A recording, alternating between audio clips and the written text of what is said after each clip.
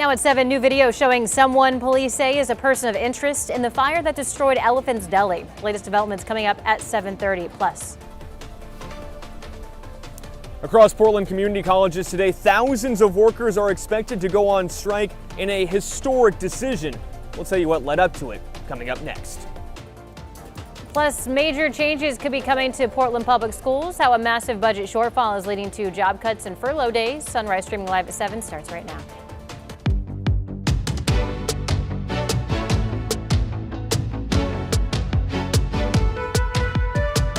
Good morning, and thank you for joining us live at 7 o'clock. I'm China Green. And I'm Matthew Herchick. Happy Wednesday, everyone. Rod Hill and Chris McGinnis standing by with a very soggy start to the morning. Yeah, this is the beginning, a 3-day rain event. The rain came in steady push of it late last night as expected. Here we are. It's been very light rain extending south to Eugene, but from Portland mainly up towards Seattle. It's pretty good fetch of moisture. It's now all rain over the coast range. The snow levels have gone up above 3,000 feet at this hour. We've got all rain through the Columbia River Gorge. Not expected to be a player in any of this, really. There are the raindrops in Salem, 45 degrees. Portland raining, about the same exact temperature. Notice wind directions from the south. Those winds will be noticeably breezy at times. In fact, later today in the valley, 15 to 30 mile per hour gust. 43 out the door, sun up 7:30, will be about 48 at noon. Kids get out of school. Yes, it's raining, so it is a raincoat day. High around 52. Here's Chris. And a super soaker on the freeways for sure. This is a live look across the freeway system. We'll start off zooming down to, Tigard and I-5 through Tigard and Tualatin heading up towards 217. This is near Carmen Drive. The headlights here for perspective, they're heading southbound. You can just see the vapor trails coming off the cars there. So plenty of water on the roads this morning. We'll switch over to the Banfield, I-84 westbound, starting to tighten up significantly coming in from Hollywood towards the I-5 split. That looks really inviting, doesn't it? And the drive through North Portland is starting to slow as well. This is up near Columbia Boulevard. At last check, the trip in from Clark County, about 17 minutes. Main Street to the Fremont Bridge. Thank you, Chris. All right, we start with breaking news. Thousands of faculty and staff at Portland Community College are set to hit the picket lines later this morning. This comes after 9 months of bargaining with the college. Sunrise reporter Thomas Schultz joins us from PCC's campus in North Portland. Thomas, what are the staff members looking for here? Yeah, well, look, Matthew, China, they want higher wages. One union representative told us that members were only offered a 0.25% raise over the next couple of years. Now, if those workers do go on strike, as is expected, it'll be historic. It'll be the first time ever that community college employees went on strike here in Oregon. All 4 PCC campuses are expected to be on strike today, with more than 2,000 workers hitting the picket line. We don't think that the college can't afford a cost of living adjustment. We think that the college refuses to pay a cost of living adjustment because their priorities are elsewhere. They're not with faculty, they're not with staff, they're not with the folks who are serving students. It's in some ways exciting, but it's also so unfortunate that we have to be here, right? In a statement PCC shared with us earlier this week, the college said it remained focused on reaching agreements that are fair, sustainable, and aligned with long-term institutional stability. They say the negotiations are happening during a challenging financial outlook for higher education, and say that's all due to higher costs, lower enrollment, and uncertain state and federal funding. Already, the community college has slashed its budget by millions of dollars. Now, that strike is set to begin here in North Portland and across PCC campuses today at 10:30. PCC, interestingly though, says it will work to keep classes and student services open to the fullest extent possible while this strike persist. Matthew, China. Thomas Schultz reporting live this morning. Thomas, thank you. Now to major news for Oregon's biggest school district. Portland Public Schools now planning to make cuts in phases due to a multi-million-dollar budget gap. The district will also implement furlough days and eliminate 13 licensed administrator roles. Now, this is in part because of a $22 million budget gap just for this year, in addition to a $50 million gap for next school year. Superintendent Kimberly Armstrong says a driving factor for this budget gap is declining enrollment and rising operational costs. The teachers union said it doesn't trust the district's financial narrative and will be doing its own analysis of the budget. Other union members are questioning the impact of furlough days. You can't have schools without teachers. You can't have schools without custodians, bus drivers, maintenance people, paraeducators. None of this works without everybody else. The absence of that would mean more cuts for next year, deeper cuts and getting into the classroom and some of those non-student facing roles. And we want to do everything we can to prevent that. As for the 13 positions already cut, those employees' last day will be June 30th. They can reapply for other remaining open roles with the district. Longview Public Schools has hired an independent investigator in the wake of reports that students were raped by classmates at Mark Morris High School. Police arrested 2 students last month for allegedly sexually assaulting younger teammates on the basketball team. According to police reports, staff knew about the attacks 2 weeks before they were reported to authorities. The review will look at district policies on supervision, staff training, and misconduct reporting. A Beaverton man has been sentenced to more than 21 years in federal prison for sexually exploiting minors online and child pornography. In addition to his time in prison, 35-year-old Misael Flores Ramirez was also sentenced to 15 years of supervised release. A search of his phone revealed more than 2,000 images of child sexual abuse material and contact with minors. According to court documents, Flores Ramirez requested and received sexually explicit images from a 12-year-old and a 14-year-old. He then shared the photos and video of 14-year-old on various chat rooms devoted to child sex abuse material. In 2025, he pleaded guilty to sexual exploitation of children and receiving child pornography. Gresham police have arrested a man they say smashed the windows of local businesses in a church. Police say Drew Young admitted to throwing rocks at the windows of a church and a youth nonprofit on Northeast Gleason, as well as an apartment complex and an elder care facility. These are all organizations that serve the community, so it's pretty disappointing that, they're falling victim to this kind of, crime. According to a police report, Young said that he was frustrated with his job at Amazon and being kicked out of a gym. Well, if you drive in the metro area, you've no doubt seen the graffiti along the highways and on signs in Portland. ODOT says because of a tight budget, the state is now no longer transferring funds to the city to clean up state highway property within city limits, though it will make exceptions for graffiti that poses a potential danger. In particular, graffiti of signs, that could be a real problem for drivers. So that we would prioritize graffiti cleanup on signs before any other kind of graffiti cleanup. For its part, the city of Portland says it doesn't remove graffiti on state property, but will help people who need help removing it from private property. And it's been a couple of days since we turned the clocks forward, and while daylight saving cost us an hour of sleep, it may also be costing criminals something too. That's because a new study found that robberies drop about 7% when the clock springs forward. And in the evening hours between 5 and 8, the decline is even sharper at nearly 27%. More daylight means more people out and about, which makes it a lot harder for criminals to go unnoticed. Hate losing that hour sleep, but I guess it's something to look forward to every year. Less crime happening out there. Rod? This just seems like another argument to me to change this permanently. Less crime, Rod. I find it fascinating that criminals will not get up early in the morning, because if they got up early in the morning, they'd have but criminals are lazy. Extra hour of darkness. Yeah, I guess so. Don't be giving them tips, Rod. Okay. Trying to figure all this out as we go. It's a good news story, though, right? At the end of the day, good news story. Here's the steady rain on the west side. It's snowing. The snow level is going to be inching itself up to 4,000 feet and maybe a little bit higher during the day. So if you're traveling over the passes, snow covered right now, but you might find improving conditions during the day. We've got our first kind of sizable heavier rain pocket of the morning, and there it is, centered right smack dab on top of McMinnville. So raining at a pretty good clip for you folks. This is just going to show you at 4 o'clock this afternoon from Salem northward to Seattle, the rain never stops. So if you are traveling on I-5 southward, by the time you get south of Lynn County, especially down to Eugene, not a lot of rain and some dry time. Not really looking for much, if any, moisture in Central Oregon today or out east as well, with the exception of some light stuff out over the blues. There's what I call the umbrella man. There's an official name, and it's escaped my mind. But there's the umbrella man. I like to call him Ralph. He's down there in the bricks where they are obviously wet. The Pioneer Park building, 45 is the temperature with the raindrops falling. They will not stop as you look at current numbers in the 40s, 41 Happy Valley, 45 in Salem, and 46 in Albany. I mentioned dry in Central Oregon and mainly dry out east today with partly cloudy skies out in John Day, Burns, and Baker City, but certainly the rainy weather. We are expected to get up into the 50s today. The wind is from the south. We have an impact alert tomorrow and Friday. Heavier rain rates overnight tonight will lead to standing water or ponding of water on roadways no later than tomorrow morning. That's why we think the next couple days will be especially sloppy as the rain really starts to stack up, so to speak. Here is Chris McGinnis. It's sloppier than this morning? Yeah. Yikes!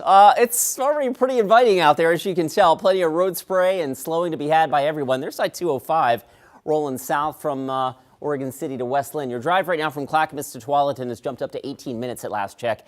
Elsewhere on the freeway system, we did have a couple of earlier crashes. They have cleared, but obviously now that we're getting deeper into the morning drive, things are starting to build a little bit. This is I-5 southbound near Wilsonville Road. Again, raining there. Everybody's getting wet this morning. Everybody getting soaked. The drive over in the Banfield, there's a 84 westbound tightening up a little bit coming out of the Hollywood district. And I-5 through North Portland, slow and steady coming in from the Interstate Bridge. Right now you're driving from Hillsborough, holding at about 20 minutes from Brookwood Parkway to I-405. Thank you, Chris. Still to come on Sunrise, tornadoes moving through central U.S., bringing baseball-sized hail and leaving several homes destroyed. And closer to home, a blizzard warning issued for the Washington Cascade starting tonight. How folks are preparing. Sunrise streaming live at 7 continues in just 2 minutes. I'm Matthew Herchick, new morning anchor at KGW. I'm a huge sports fan, and I know I might be from the Buckeye State, but I'm excited to explore what the Rose City has to offer. I want to make sure you're prepared for the day, whether it's bringing you breaking news or sharing those inspirational stories that make you smile. We've got you covered. Because when news moves fast, you need a team that moves with you. Make the move to Portland's #1 streaming newscast, Sunrise, weekday mornings from 5 to 9, anywhere you watch.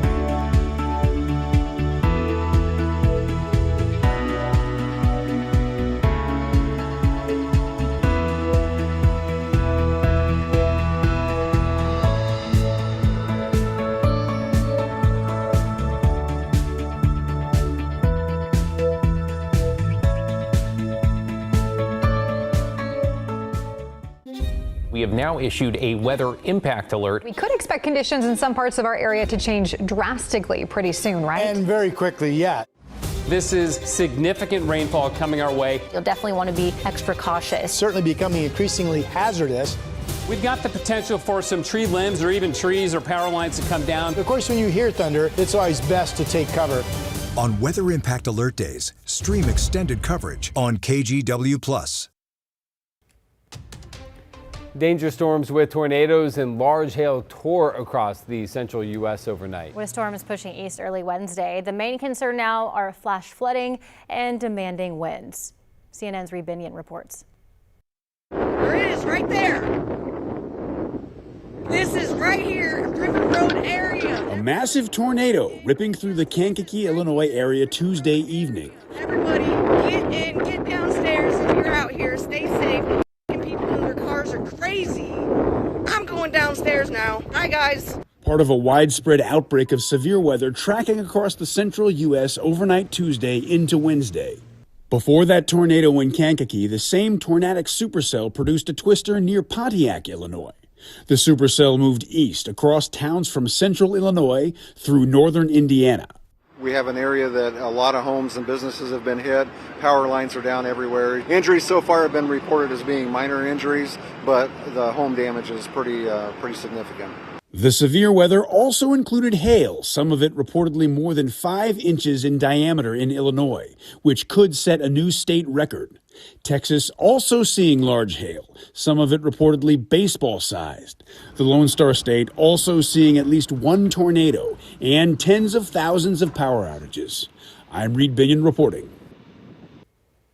And turning now to the weather impact in the Northwest, a blizzard warning has been issued for parts of the Washington Cascades starting at 6 tonight. Drivers are crossing the mountain passes early to try to avoid the storm. Our sister station Seattle saw WSDOT snowplows on the road all day yesterday trying to get ahead of the snowfall. You know, we just kind of take it as it comes and move the snow and clear the sidewalks. If you don't have to travel, then by all means, please don't.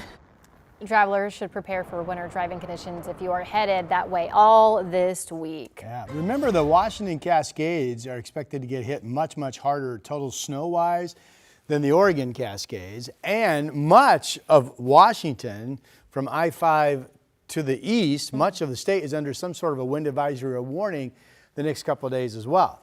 Now, locally illuminated in red, here is our high wind warning. This is for mainly for tonight into about noon on Thursday. This does not include the Dalles or the flats along the river of the gorge itself. It does include once you get up into elevation, and then all areas eventually out into the Columbia Basin, where southwest to west winds will be gusting as high, especially up in elevation a little bit, as 65 miles per hour. Again, this big wind blow, if you will, expected to develop overnight tonight for you folks into the morning hours of tomorrow.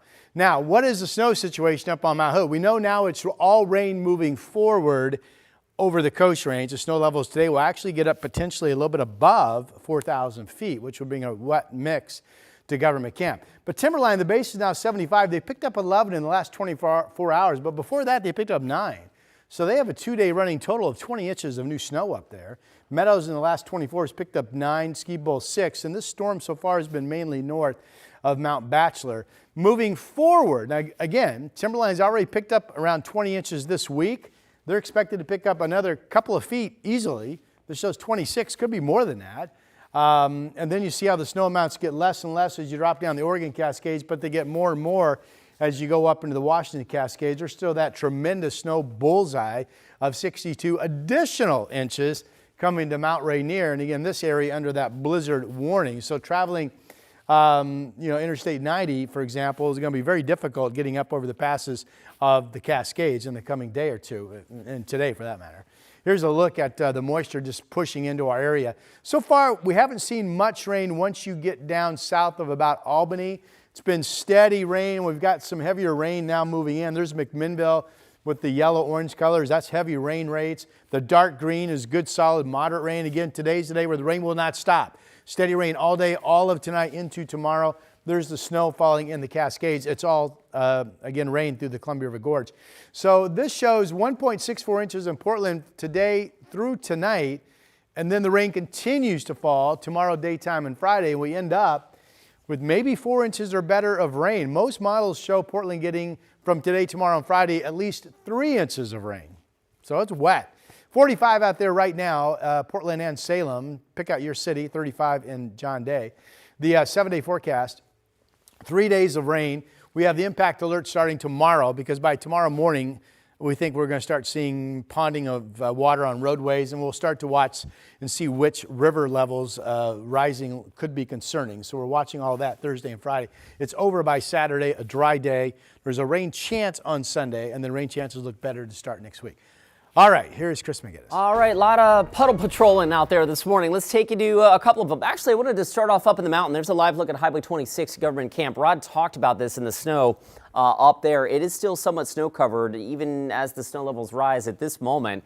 ODOT has activated their snow zones, and what that means is chains or traction tires are required for about a 25-mile stretch of Highway 26 and 8-mile stretch of Highway 35 near Mountain Hood Meadows as well. As always, check tripcheck.com for frequent updates as this will evolve throughout the day as those snow levels change a bit. Down low, it's a soaker of a morning. We've been documenting that plainly here. There's Exhibit A, I-205 over the Abernathy Bridge between Oregon City and Westland, starting to slow a little bit more to there. We're up to about 20 minutes to get you from Clackamas down to Tualatin. And here's I-5 near the Interstate Bridge. All of a sudden, we've come to almost a stop here. I don't see any trouble here, but boy, this has really tightened up here in just the last 2 or 3 minutes. The drive from Clark County now up to 18 minutes in building Main Street to the Fremont Bridge. Matthew? Chris, thank you. Wait, cars slamming into a barber shop in Texas, sending people scrambling. Coming up, a look at the surveillance video that caught the whole thing on camera. Sunrise continues in just 2 minutes.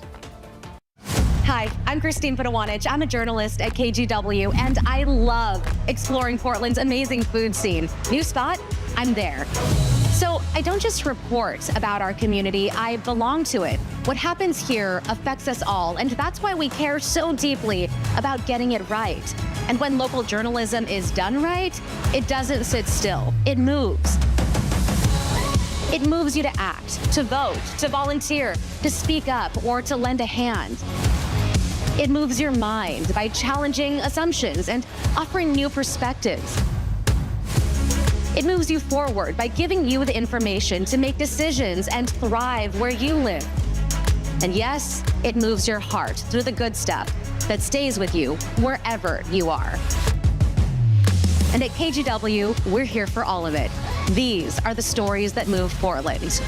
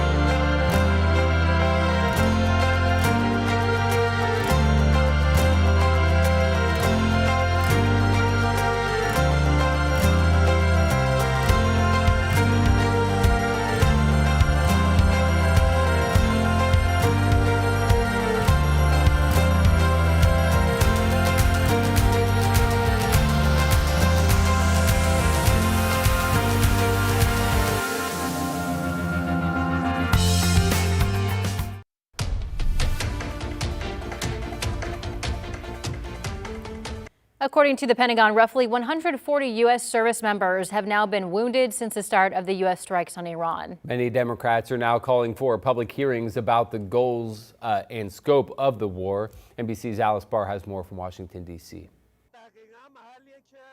This morning, the toll of war with Iran coming into clearer focus, as the Pentagon says about 140 American service members have been wounded, more than 100 already back on duty, but 8 remain severely injured. 7 have been killed. The administration under pressure to lay out a clear exit strategy. President Trump will determine when Iran is in a place of unconditional surrender, when they no longer pose a credible and direct threat. He gets to control the throttle. He's the one deciding. The U.S. military zeroing in on Iran's Navy, posting this video and saying it eliminated 16 Iranian vessels used to lay mines near the critical Strait of Hormuz that's been choked off through the fighting, blocking about 20% of the world's oil from passing through and sending oil and gas prices shooting up.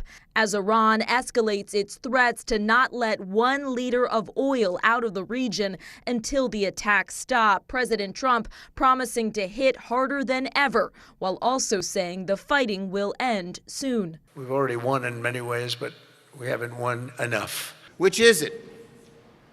Is the war ending soon, or are we on the brink of the worst fighting yet?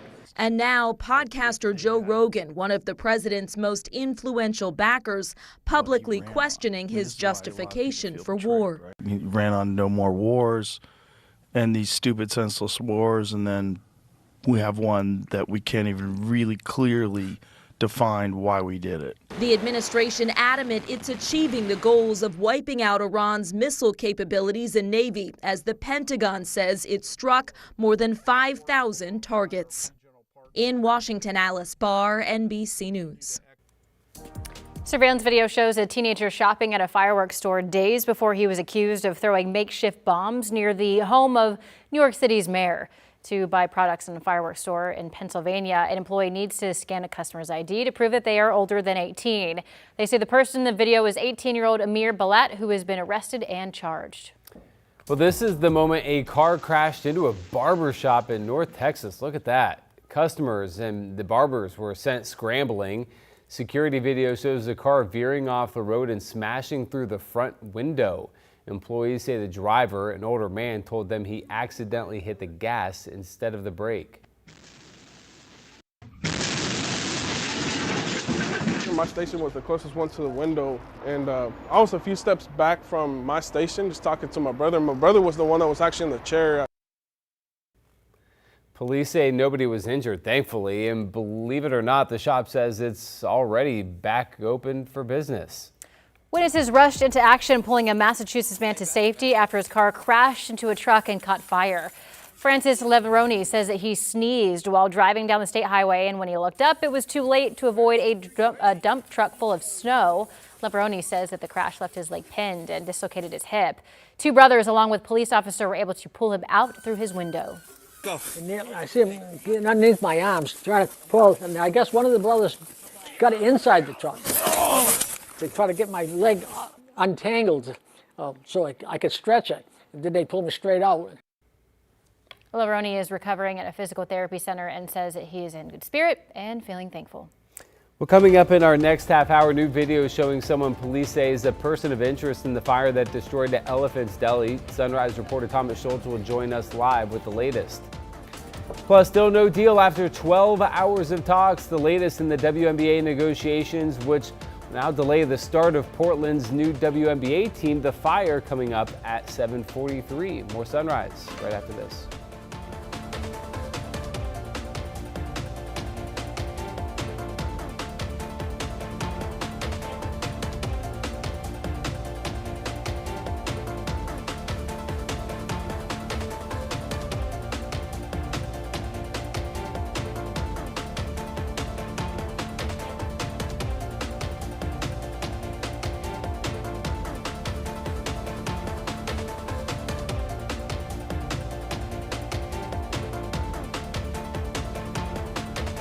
KGW Plus TV app, streaming 24/7. Local news from the team you trust. Track how the weather will impact your day. Breaking news live from the scene. All the local news you need. KGW Plus. Download on your TV and watch for free. On Weather Impact Alert Days, stay informed, prepared, and connected with KGW and KGW Plus. Coverage that alerts you to what's coming and how it will impact you. Watch extended weather coverage on KGW Plus.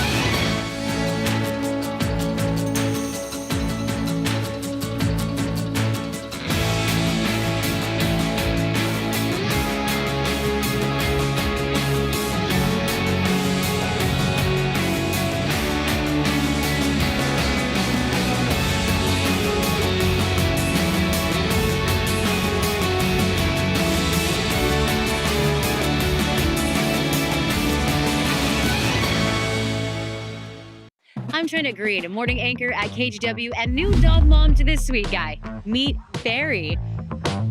I love getting your mornings off to a great start, whether it's sharing stories of resilience and triumph in our community, or following breaking news from Beaverton to Gresham and everywhere in between.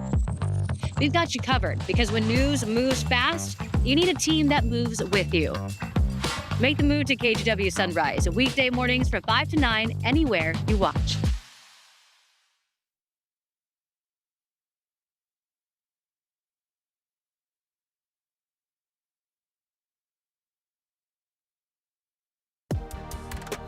We are coming up on 7:29 on a soggy, very soggy Wednesday morning drive. We'll show you the soggy details on the inbound Sunset. Right now, the commute coming in from Bethany to Murray to Cedar Hills Boulevard. All those headlights there headed eastbound in the rain. So far, the drive's not terrible, but it is obviously wet.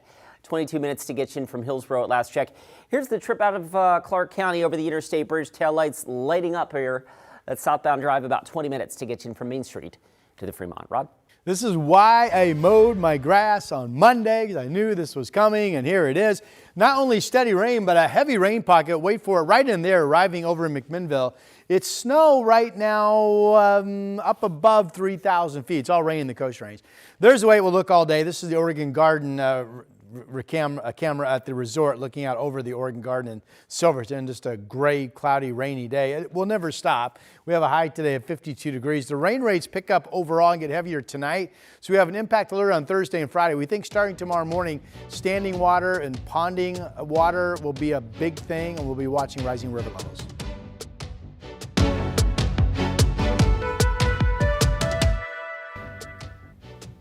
Good morning. So Buffalo Wild Wings is launching its first ever espresso proteini at select locations nationwide. Exactly what you think it is. The drink has 10 grams of protein and is rimmed with the chain's Buffalo Dry Rub. I don't know why that came into play, but the dry rub is also infused into the drink. So this will only be available for 3 days, starting this Friday and ending on Sunday. You can get it on its own or bundle it with 6 boneless wings. No. An espresso martini, essentially, the protein and dry rub. Pour in it? Isn't it vodka? Yeah. Listen, the espresso martini with protein is a little much, but I could see that being the future. You know, you're trying to have fun while getting gains at the same time. Yes, get your gains. But the dry rub is something that nobody asked for. No, that's not the future. What if it had a little cinnamon in it? Hey, no. I want to live in a world where and pepper, where root beer makes a strong comeback. Root beer. I love root beer, Yeah. man. Let's get it going again. I feel like root beer is getting lost in the shuffle here. Here's a look at our Doppler radar. We've got solid rain up and down from the coast to the valley, out through the gorge. It's snowing up above 3,000 feet in the Cascades. Heavy rain in McMinnville. Again, no more snow over the coast range, all rain. And as you look at the live cameras, there's Salem, 45 degrees. I've got one more. Here's downtown Portland, also 45 degrees. This will be a classic steady rain day. It will not stop. It will rain all day, and we'll get some breezy southwest winds. Already noticeable breezes out there right now. High of 52. This evening, we could see a period of south winds blowing 30 to 40 miles per hour. And then the rain rates get heavier overnight, which leads us to concerns of high water spots and ponding, and even a bigger, fatter mess tomorrow than we have this morning. Here is Chris. Continuing with the 3-day Puddle Patrol. All right, let's get you out the door. There's a live look at the trip out of Clark County. Slow and steady with the taillights here. I-5 at SR 14 as always. The rain, though, probably not helping matters. 21 minutes gets you from Main Street to the Fremont Bridge. This looks inviting. I-5 in Tualatin. This is the 205 interchange, and there's your northbound I-5 drive moving from right to left, and that is also starting to tighten up to the tune of about 23 minutes now to get you in from Wilsonville Road to downtown. Guys? Chris, thank you. Breaking news this morning, thousands of faculty and staff members at Portland Community College are set to hit the picket lines later this morning. This comes after 9 months of bargaining with the college. One union representative says their members were offered a 0.25% wage increase over the next 2 years. We think that the college refuses to pay a cost of living adjustment because their priorities are elsewhere. They're not with faculty, they're not with staff, they're not with the folks who are serving students. In a statement earlier this week, PCC says the negotiations are happening during a challenging financial outlook for higher education. This strike will be the first community college strike in state history, and we'll have more details ahead in a live report at 8 o'clock. Just kind of shocked, really. I mean, this building's been around for so long. And we're continuing to follow the aftermath of a large fire which destroyed the iconic Elephant's Delicatessen in Northwest Portland. Portland Fire and Rescue now released new videos showing this person they say is responsible for the fire. Center reporter Thomas Schultz joins us now with what we have learned so far. Thomas.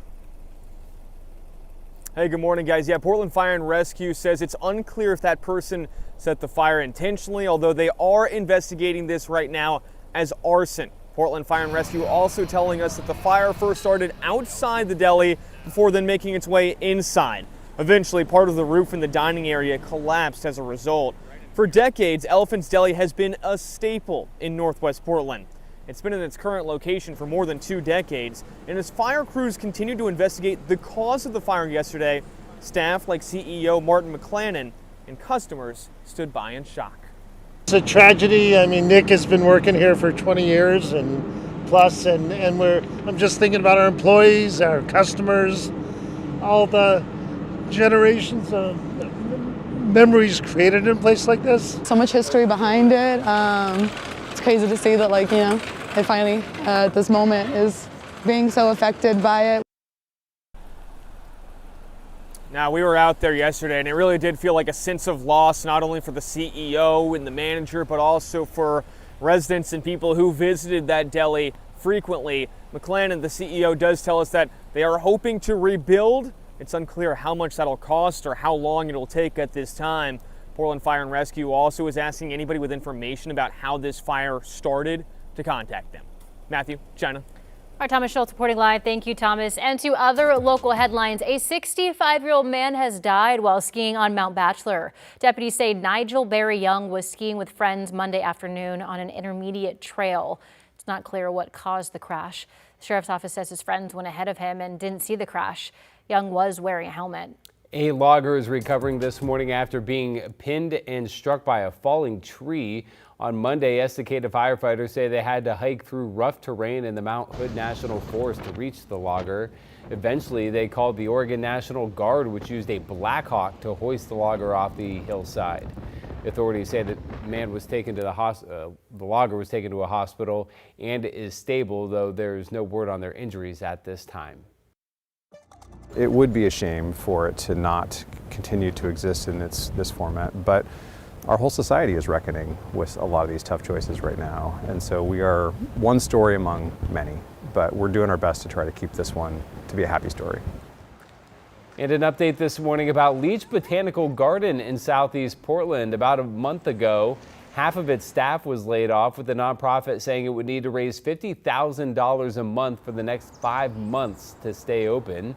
Well, the Leech Garden Friends announced the community raised around $250,000 to keep the garden open through the month of June. The garden and property was donated to the city of Portland in the 1980s and cost around $1.2 million a year to run. But last year, the city of Portland cut its budget for the garden, leaving it in limbo.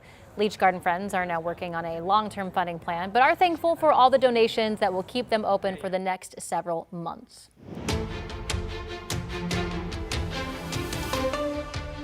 Lawmakers in Olympia spent 24 hours debating a bill to implement Washington's first income tax, known as the millionaire's tax. Some took naps in their seats, drank coffee, tried to freshen up as they debated. In the end, the bill passed 51-46, though Republicans filed dozens of amendments trying to derail it. The GOP fiercely opposed the proposal, while the Democrats say it's time to update the state's tax system. We're exhausted, but we're purposeful. We know what the intent is, which is to provide relief in terms of affordability for our working families, for all of our families in our state, also our small businesses, and right-sizing our tax code. This is a historic moment. We are not being listened to when this policy is being formed. We believe that there could be a path to actually changing the tax policy in the state of Washington. However, we're not at the table. And so if we don't get to have these discussions, we'll have them on the floor. Because Democrats hold a majority in both chambers, the Senate will likely pass the bill, sending it on to Governor Bob Ferguson, who has said he will sign the current version. As it stands now, households making more than $1 million a year would pay the income tax on earnings above that starting in 2029. Lawmakers acknowledging this bill will be tested in court and potentially at the ballot box. Speaking of taxes, the federal tax return deadline is just 1 month away, people. WorkSource Oregon is teaming up with Oregon Department of Revenue to provide tax assistance, and it is totally free. There will be one on Southeast Portland today from 9 to 4 at the address on your screen there. And before coming to an event, you are encouraged to set up a Revenue online account through the Department of Revenue's website. Well, we are taking a live look at the Vancouver waterfront sky cam this morning. Not only, Rod, is there plenty of water in the river, but there's plenty in the sky the next few days. Which is wetter, the being in the river or being on shore? This week Here's on the shore. question. Is water wet? Yes, and yeah, I agree with both of you. I really do. So look at our radar. Realize this is a steady rain day. It will never stop, and we're already starting to see our big first heavy pocket of rain. That's McMinnville lit up in yellow. So that's some heavy rain falling down in Yamhill County right now. It's snow in the Cascades. Still at pass level, but the snow level could get above Government Camp today, which will bring wet conditions there. It's all rain out through the gorge. It's all rain now over the Coast Range. This shows 1.64 inches of rain falling just today through tonight in Portland, and that will lead to no later than tomorrow morning to have noticeable ponding and high water spots starting to show up. And starting tomorrow, we'll start to watch the rising river levels to see if we're going to have any issues or not through Friday night. Again, this rain event that we're now in, basically steady rain expected into Friday night and then dry by Saturday morning. Here are the temperatures. We're in the 40s, 45 in Portland and 45 degrees in Salem. We have south winds out there, breezy in spots to about 20 miles per hour. Here's Shelby, beautiful portrait photo out. It looks like a fall shot. Pet of the day at kgw.com is the email address. I don't see that many collies anymore when I'm out walking our Golden, but a beautiful picture of Shelby this morning. Here's a look at our weather map today. It's another day where it's likely dry in central Oregon and out east, except for some showers making the blues. And by the time you get south of Albany, maybe occasional light rain in Eugene. You get south of Eugene, it's probably just completely dry. So it's more wet from Salem northward up into Seattle. Here's our 7-day, 52 today. The breezy winds could be gusting 30 to 40 at times this evening in the valley. And then mainly starting tomorrow morning and through Friday, the impact alert for the ponding and increasing high water standing spots. Saturday's dry. There's a rain chance on Sunday. All right, here's Chris. Sunday, of course, the Shamrock Run in downtown Portland. 15,000, 20,000 of our closest friends all getting together to celebrate the almost arrival of spring. Maybe wet. All right, it is really wet on the drive through North Portland, and it is slow. There's I-5 up near Columbia Boulevard. We'll zoom in. We're moving along at about 18 miles an hour or so at last check. 13 miles an hour, excuse me. As an overestimate. 22 minutes gets you in from Main Street to the Fremont Bridge. Elsewhere, door number 2, we'll switch gears real quick, take you over to the west side. This is out near Murray Boulevard. Taillights here headed eastbound towards the Vista Ridge Tunnel. Your trip in from Hillsborough now has jumped up to about 27 minutes at last check. A reminder, the St. John's Bridge each night this week, so Monday, Tuesday, Wednesday, Thursday, Friday, closing for annual bridge inspection from 10 p.m. until as late as 5 o'clock the next morning. That means no traffic with the exception of emergency vehicles getting over the bridge in that time frame. Once again, the detour is over the I-405 Fremont Bridge. Guys, back to you. Thank you, Chris. Well, still no deal after 12 hours of talks coming up, the latest in the WNBA negotiations, which could delay the start of the season. Sunrise streaming live at 7 continues in just 2 minutes.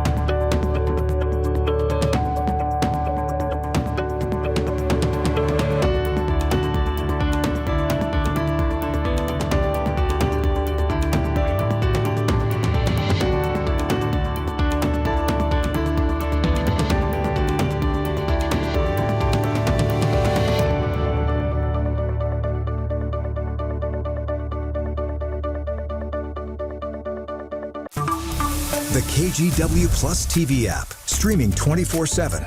Local news from the team you trust on your time. Track how the weather will impact your day. Certainly becoming increasingly hazardous. Extended, continuous coverage of breaking news live from the scene. That snowpack is still heavy. Go deeper with in-depth interviews and exclusive reporting. All the local news you need, live or on demand. KGW Plus. Download on your TV and watch for free. The KGW Plus TV app, streaming 24/7. Local news from the team you trust. Track how the weather will impact your day. Breaking news live from the scene. All the local news you need. KGW Plus. Download on your TV and watch for free.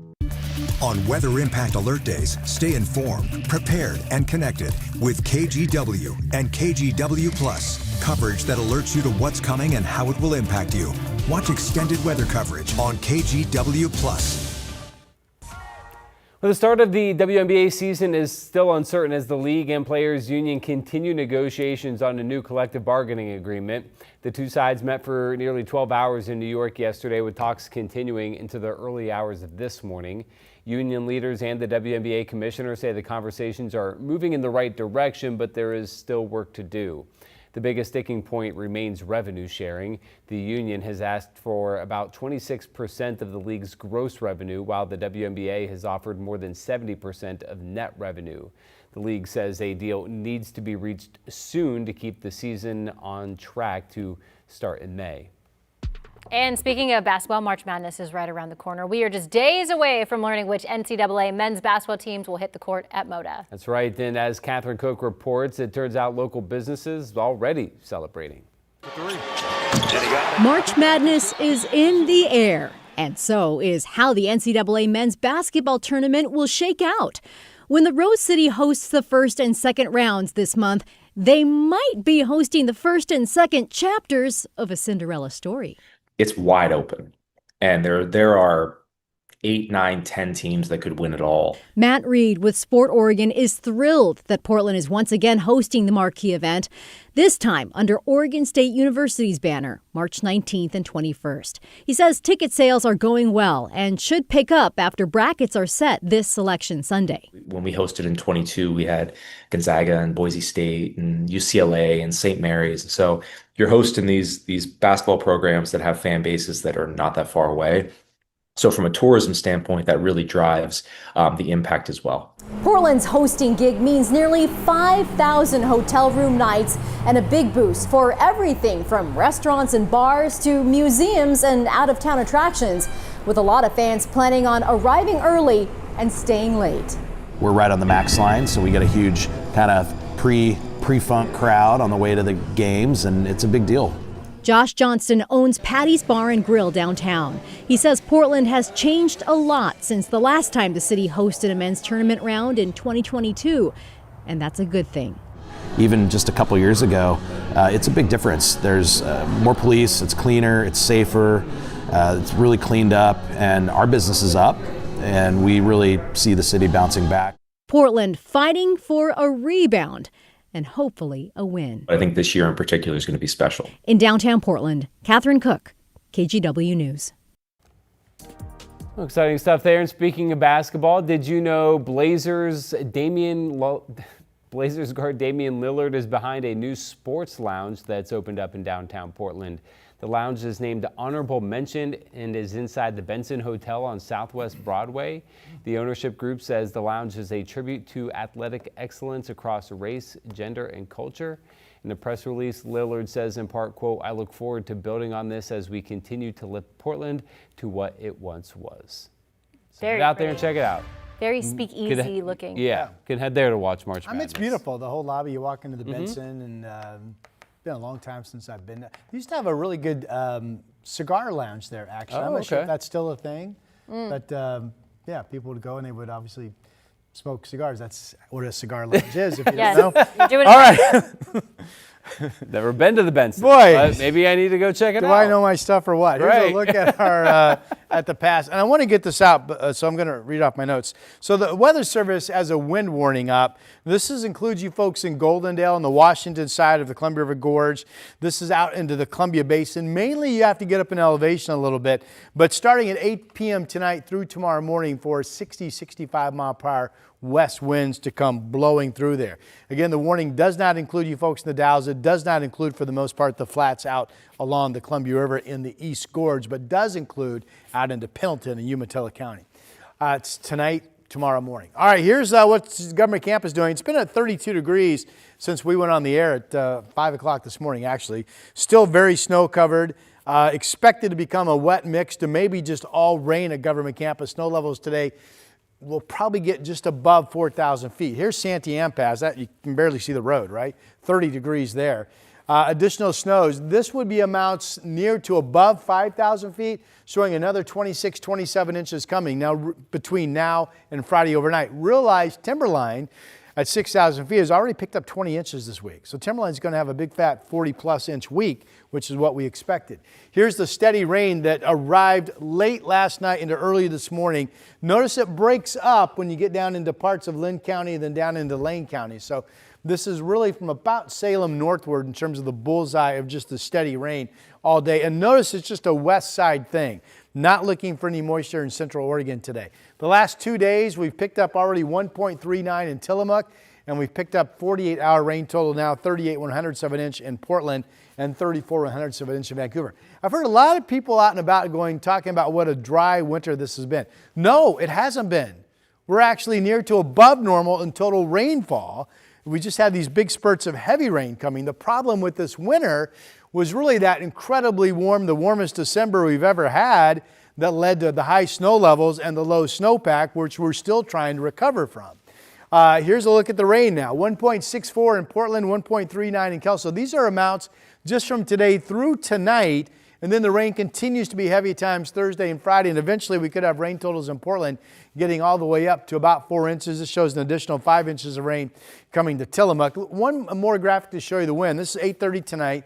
We don't think it's overly concerning, but certainly 40+ mile per hour wind gusts from the south of the coast and 30+ mile per hour wind gusts expected coming into the valley. Temperatures aren't a concern. We're in the 40s right now. We'll be up to about 52. We have the impact alert Thursday and Friday, days 2 and 3 of this rain event, because by tomorrow morning, high water standing, ponding water is going to become an increasing hazard. We'll be watching that. And yes, we'll be tracking river levels. We're dry on Saturday. There's a rain chance on Sunday. Here is Chris McGinnis. Rod, thanks for that. After some earlier trouble, and I do mean like in the 5:30 to 6:30 hour, we actually have been relatively trouble-free in terms of any crashes. But of course, it's wet and it's slow. There's I-205 right now from Gladstone through Oregon City down towards the Abernathy Bridge. Right now, that trip from Clackamas to Tualatin is holding right around 19 or 20 minutes.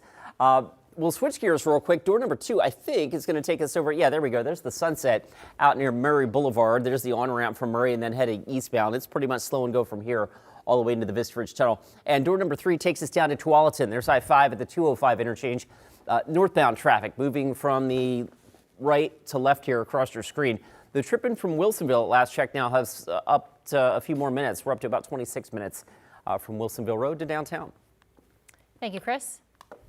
The penny shortage hitting Oregon businesses. Still to come on Sunrise, a look at the new bill that could change how cash transactions are rounded. Your consumer headlines coming up when Sunrise continues after this. I'm David Mulco, the evening anchor at KGW. Though when I'm not working, I like to spend as much time as possible out here in nature.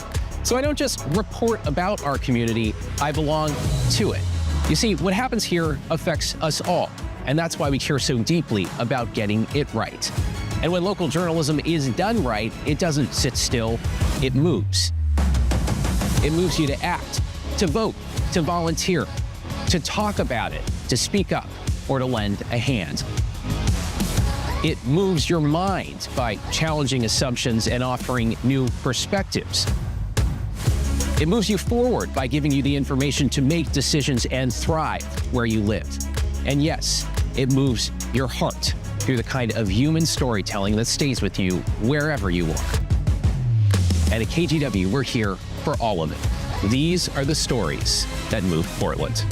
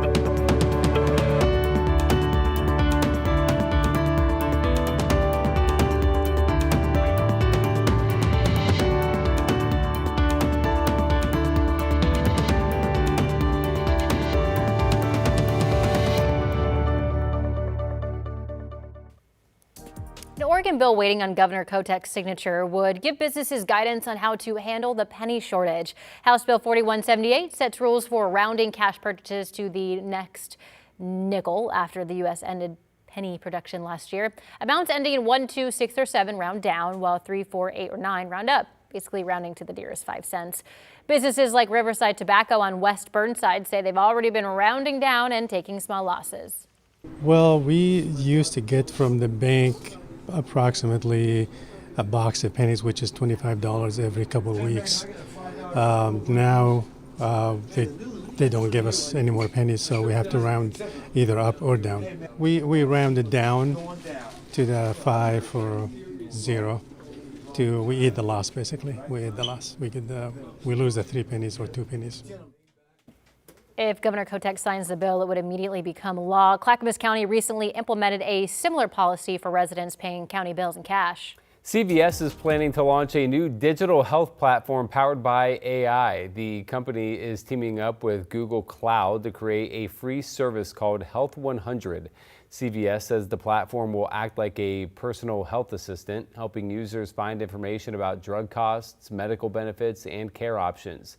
The company hopes to roll out the service sometime this year.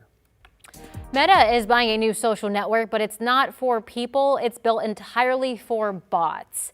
Meta says it has acquired Moltbook, which is a site where artificial intelligence agents can interact with each other. And the platform is only for AI agents, which can join on their own after a human shares a sign-up link.